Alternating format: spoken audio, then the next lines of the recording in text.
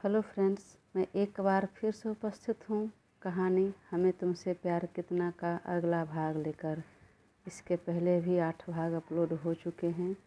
अगर आपने नहीं देखा तो प्लीज़ एक बार मेरे चैनल पर जाकर अवश्य देखें। अपना प्यार, यह शब्द सुनकर नक्षत्रा का तन मन सिहर उठा और सिर हिलाकर मुस्कुराने लगे। फिर धीरे से कहा, ठीक है, समय से आ जाइएगा। हाँ ठीक है। एक सेकंड सुनिए। हाँ कहिए। अगर हो सके तो दादी को भी लेते आइएगा। ठीक है, मैं दादी को कहूँगा, लेकिन वह आएंगी ही, मैं इस बात की गारंटी नहीं लेता हूँ। अगर वह आने के लिए तैयार हुई तो फिर मैं अवश्य लेकर आऊँगा। जी ठीक है।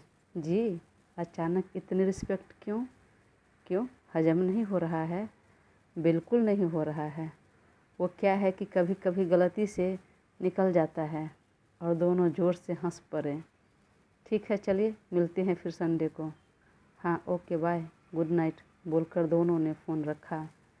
धीरे धीरे पूरा सप्ताह बीत गया। नक्षत्रा ने अपने अभिनय के साथ स्पीच बोलने की भी खूब तैयारी की और आखिरकार वह दिन भी आ गया जब प्रोडक्ट्स लॉन्च होना था। नक्षत्रा की माँ वैदेही जी, विराट, विमला जी और मिस्टर सिंघानिया, मिस्टर खन्ना के साथ सभी इनवाइटेड गेस्ट और मीडिया भी मौजूद थी। नक्षत्रा के अभिनय और अपने प्रोडक्ट के बारे में बात करते देखकर विराट चौंक गया। वाओ, ब्यूटी विद ब्रेन है, बहुत आगे तक जाएगी। वहीं दादी भी नक्षत्रा को देखकर बहुत खुश हो रही थी। आश्चर्य हो रहा था। सच्ची तो कहते हैं, भविष्य के गर्भ में क्या छिपा है कोई नहीं कह सकता। इस तरह अपनों से दूर होकर अकेले इतनी तकलीफ़ झेल कर पली बढ़ी, फिर भी कितनी मजबूत है, कहाँ से कहाँ आ गई।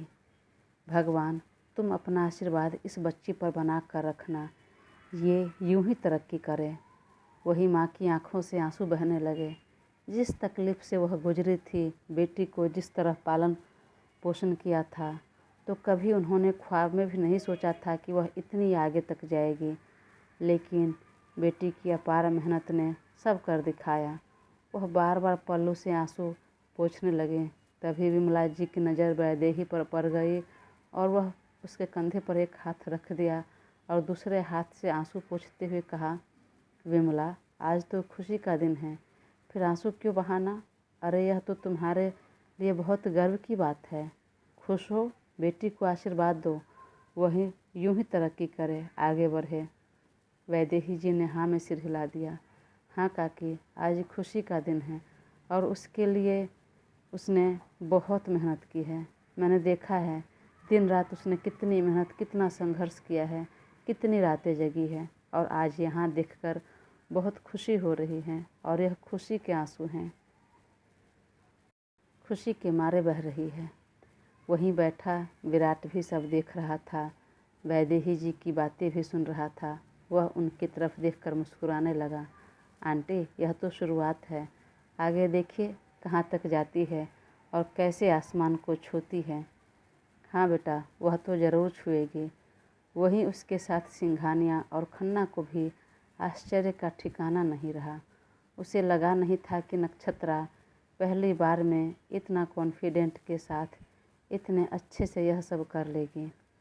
लेकिन वास्तव में सब बहुत अच्छे से हो गया। नक्षत्रा ने एक बार फिर माइक थामी और मिस्टर खन्ना सिंघानिया के साथ विराट की भी जमकर तारीफ़ की।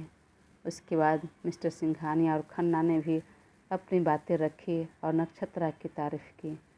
तभी नक्षत्रा ने विराट को पास बुलाया और उसे भी चंद लाइन बोलने के लिए कहा। तब आगे आकर विराट ने अपनी बातें रखी और साथ में नक्षत्रा की काबिलियत की, उसकी मेहनत की, साथ में उसके प्रोडक्ट्स की भी बहुत तारीफ़ की। उसकी बातें सुनकर नक्षत्रा चौंक गई। उसे नहीं लगा था कि विराट का सेंस ऑफ ह्यूमर इतना अच्छा है। वह बहुत अच्छा बोल रहा था। उसकी स्पीच सुनकर वह दंग थी। वैदेही जी को भी आश्चर्य के साथ बहुत खुशी हो रही थी। वहीं विमला जी भी अपने पोते विराट को इतने अच्छे से बोलते देख गर्व से फूली नहीं समा रही थी। बहुत अच्छे से सब निपट गया। यहाँ पर भी मॉडलिंग लाइन और बिजनेसमैन सब थे। बस एक विराट ही था जो अलग फील्ड से आ रहा था और वह नक्षत्रा के करीब बैठा था। हर बात नक्षत्रा उससे डिस्कस कर रही थी। यह देखकर वहाँ उपस्थित मीडिया अपना अनुमान लगाने लगे और धराधर फोटो क्लिक करने लगे, उससे सवाल करने लगे। नक्षत्रा ने फिलहाल मीडिया के सवाल को इग्नोर किया, कोई जवाब नहीं दिया। वही मिस्टर सिंघानिया और खन्ना भी शॉक्ड थे कि यह कौन है और अचानक इस दोनों के बीच इतनी करीबी कैसे। और जब हमने कहा तब यह तैयार नहीं हुई मॉडलिंग करने के लिए, कहीं इसके कहने पर तो नहीं तैयार हो गई। खैर जो भी हो, जब यह मॉडलिंग में आ गई है तो अब इसे पीछे नहीं हटने दूंगा। इसे इतना बिजी कर दूंगा कि बिजनेस पर ध्यान नहीं दे पाएगी। विराट की उपस्थिति आज पहली बार नक्षत्रा को बहुत अच्छी लगी। देर रात तक सब अपने घर लौटे। नक्षत्रा भी बेहद खुश होकर अपने घर लौटी। आज तो उसका भी दिल कर रहा था कि विराट के साथ कुछ देर टाइम स्पेंड करें, अपने अगले काम के लिए डिस्कस करें, लेकिन व्यस्तता की वजह से ऐसा नहीं हो सका और विराट भी ज़रा जल्दी निकल गया दादी के साथ अपने घर के लिए। देर रात नक्षत्रा जब घर पहुंची और दिल खोलकर विराट की तारीफ़ की, जिसे सुनकर वैदेही जी फूली नहीं समा रही थी। और जैसे ही नक्षत्रा अपने कमरे में सोने गई तो वैदेही जी ने तुरंत विमला जी को फ़ोन कर बता दिया कि लगता है बात बन जाएगी, हम जो सोच रहे हैं उसमें हमें सफलता मिलेगी। सुनकर विमला जी भी बहुत खुश हो गई और उन्होंने बताया कि विराट भी नक्षत्रा की बहुत तारीफ़ कर रहा था और उसकी तारीफ़ से यह साफ साफ प्रतीत हो रहा था कि नक्षत्रा को वह चाहने लगा है। दोनों फैमिली में सब खुश थे। उस रात को नक्षत्रा भी ठीक से नींद नहीं आई। प्रोडक्ट्स लॉन्च और अपनी मॉडलिंग सब अच्छे से हो गया, इस बात की खुशी थी। पर आज विराट के बारे में भी सोचकर खुश हो रही थी। तभी अचानक उसने फ़ोन लिया और व्हाट्सएप ऑन कर विराट का प्रोफाइल देखने लगा। जी मैं आ रहा था मैसेज करूं, उसने टाइप भी कर लिया, लेकिन फिर न जाने कुछ सोचकर मैसेज सेंड नहीं किया और फिर मोबाइल साइड में रखकर अपने ऊपर ब्लैंकेट खींचकर आंखें बंद कर ली। थोड़ी सी चिंता थी प्रोडक्ट्स में कितनी सफलता मिलती है इस बात की, और यही सब सोचते हुए पता नहीं कब आँख लग गई। इधर विराट का भी कुछ वही हाल था। लाख कोशिश के बावजूद भी सो नहीं पा रहा था। आँख बंद करते ही सामने नक्षत्रा दिखती और उसकी यादें दिलो दिमाग पर कब्जा जमा लेती थी और इसी वजह से बेचारी निंदिया रानी कोसों दूर भाग चुकी थी। जब काफ़ी प्रयास के बाद भी नींद नहीं आई तो उठकर कमरे से बाहर निकल गया। अपने कमरे में जाग रही दादी को जब बाहर विराट के होने का आभास हुआ तो वह कमरे से बाहर निकली। क्या हुआ बेटा, नींद नहीं आ रही? दादी, मुझे आपसे कुछ बात पूछनी थी। हाँ पूछो ना। नक्षत्रा की फैमिली तो थी ना जबलपुर में, फिर वह मुंबई कैसे आ गई और उसके पापा नहीं हैं क्या? विमला जी उसके बारे में सब बात बताने लगे। फिर चुप रह गई कि हो सकता है वह भी अपने पुराने दिन याद कर दुखी हो। तो उन्होंने बात बदल दिया कि अभी देर रात हो रही है, कमरे में जाओ, हम कल बात करेंगे, मुझे बहुत नींद आ रही है अभी।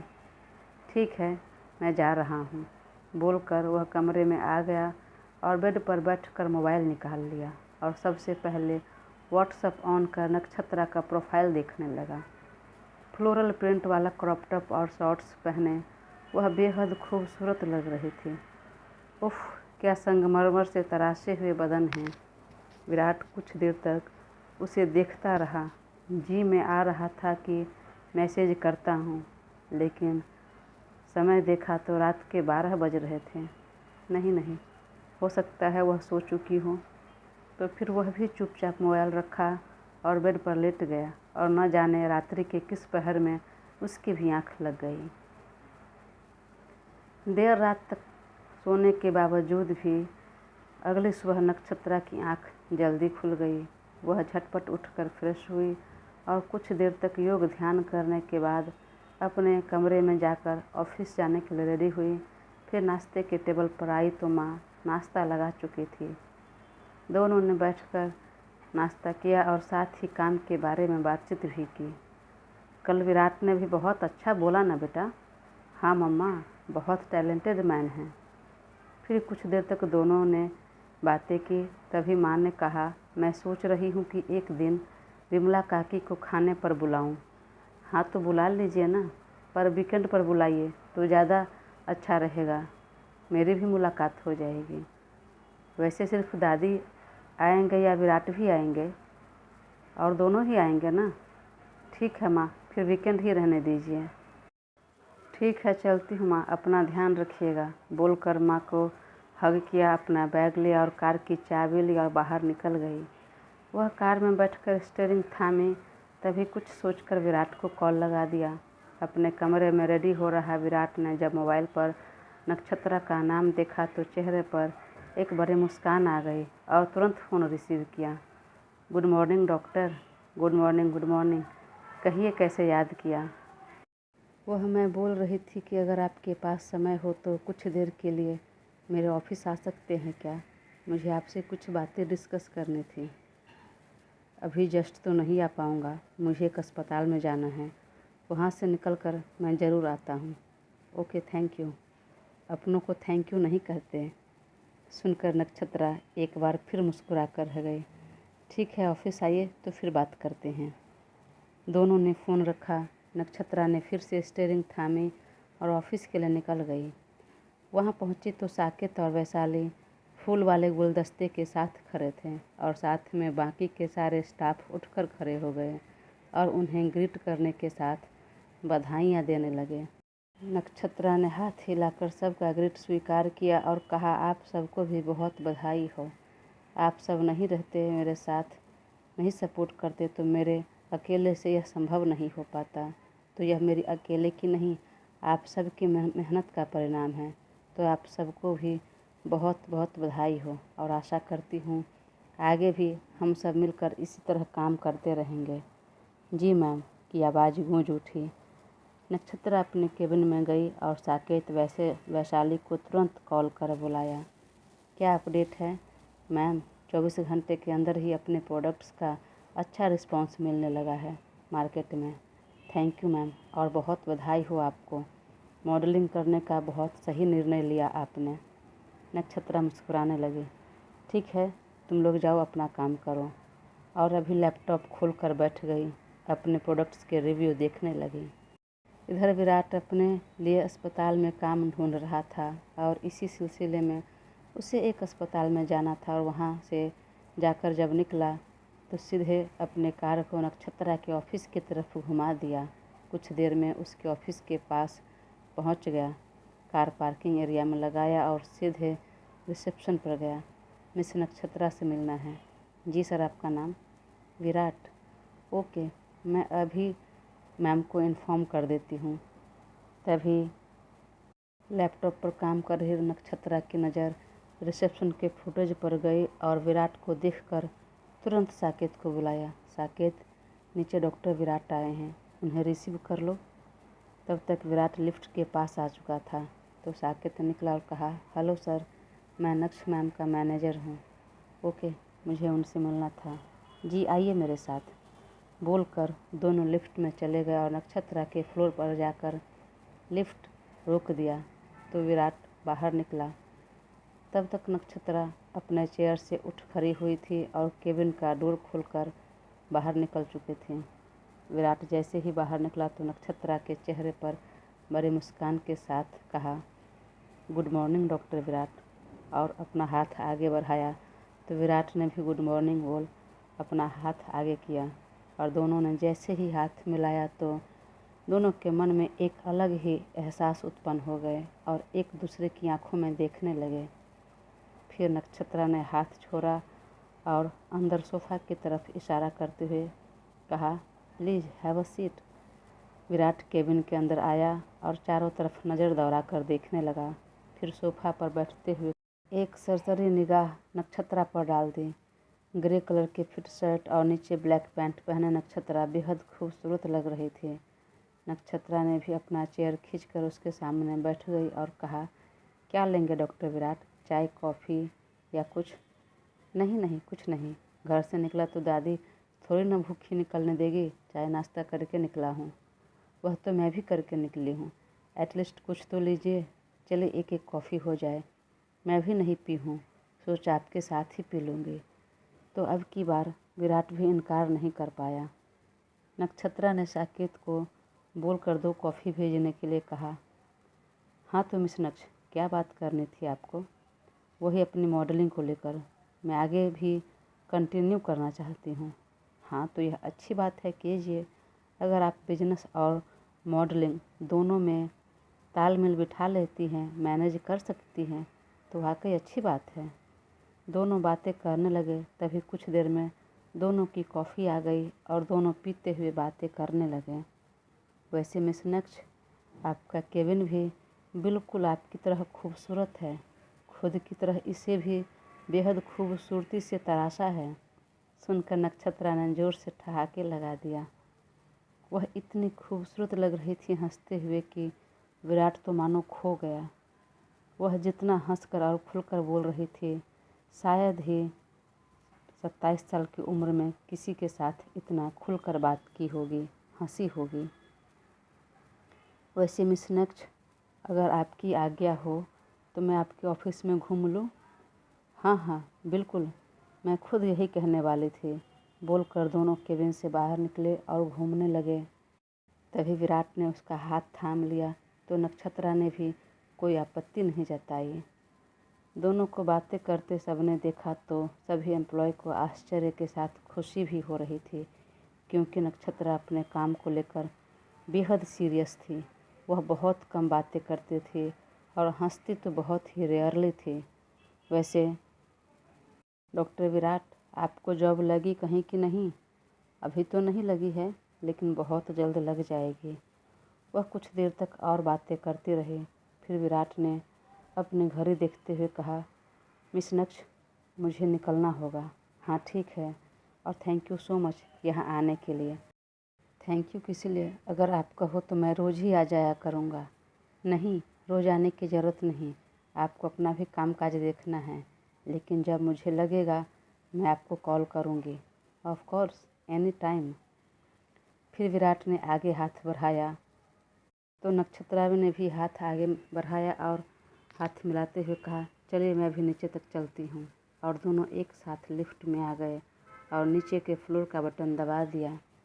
वह मुश्किल से 2-3 फ्लोर ही नीचे उतरे कि अचानक लिफ्ट बंद हो गई और साथ में लाइट भी बंद हो गई। लिफ्ट में घुप अंधेरा हो गया। डर के मारे नक्षत्रा की चीख निकल गई। विराट, यह लिफ्ट कैसे बंद हो गई? वह बेहद घबराकर बोली। तो विराट ने उसे थाम लिया और कहा, मैं यही हूँ, प्लीज़ तुम डरो मत।